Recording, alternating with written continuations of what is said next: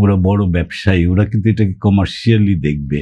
এই যে পুরনো মেশিন এবং পুরনো চিন্তাধারা থেকে ওদের বের হয়ে যেতে হবে। অ্যান্ড আই এম শিওর ওটা চিন্তা করেই এরা করেছে।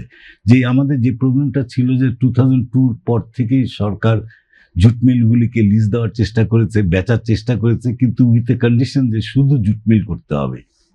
তো রিজাল্টিং কেউ কিনতে ইন্টারেস্টেড হয় নাই, হলেও ওইভাবে হয় না। যেমন আদমজি যখন বন্ধ হলো তখন অনেকে অবজেকশন দিয়েছে যে জুট মিল বন্ধ হয়ে যাচ্ছে, পাট শিল্প মারা যাবে, কিন্তু আদমজি জুট মিল বন্ধ হওয়ার আগে প্রতি বছর 200-300 কোটি টাকা করে লস করতো। সব মশার বিরুদ্ধে সুরক্ষা দিতে এলো বসুন্ধরা এক্সট্রিম অ্যারোসল, মশার বিরুদ্ধে এক্সট্রিম সুরক্ষা। যখন বন্ধ করলো, এটাকে যখন অন্য কিছুতে কনভার্ট করলো, এখন কিন্তু Adamjee jute mill is a very vibrant place. Garments, textiles এগুলি করে খুবই ভাইব্রেন্ট, এবং আদমজিতে যত লোক এমপ্লয় করতো, লোক কিন্তু অতই এমপ্লয় করছে, কিন্তু পাট ছাড়া। সো আমাদের মনে হয় ওপেন মাইন্ড রাখতে হবে, যেটা এবার এই সরকার করেছে। যে আপনি বললেন আরএফএল ছাড়া আরেকটা কোম্পানি, যে সে কিন্তু পাটের কিছু করবে না, সে ব্যাটারি অপারেটেড সামথিং করবে। So we have to come up with different items.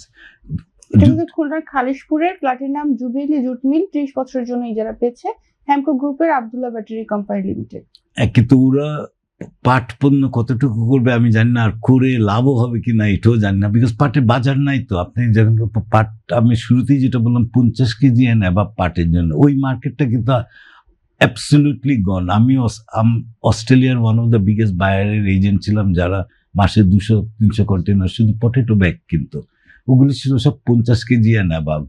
1990s পরে আমি যখন যাওয়া শুরু করলাম, প্রতি বছর যেতাম, যে দেখতাম যে গোডাউনের একটা পার্ট আস্তে আস্তে পেপার এবং প্লাস্টিকে চলে যাচ্ছে, যেটা আগে পুরাটা জুটে ছিল। আস্তে আস্তে কমতে কমতে কমতে কমতে 2000-এ দেখা গেল 20% শুধু পাটের জন্য জায়গা আছে, 80% হলো প্লাস্টিক এবং পেপারের জন্য জায়গা আছে। যে কারণে আমি জুট দিয়ে শুরু করেছি, 15 বছর পরে আমি প্লাস্টিকের ব্যবসা করছি। কারণ আমার যে বায়ার, ও তো প্যাকেজিং ম্যাটেরিয়ালের বায়ার, আর আমি হলাম প্যাকেজিং ম্যাটেরিয়ালের ব্যবসায়ী।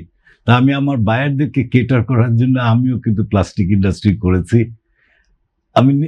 আমি কিন্তু জুট থেকে নিজেকে কনভার্ট করেছি, because that was commercially viable. আমার তো এখন দিনের শেষে টাকা কামাতে হবে সেন্টিমেন্টের চাইতে।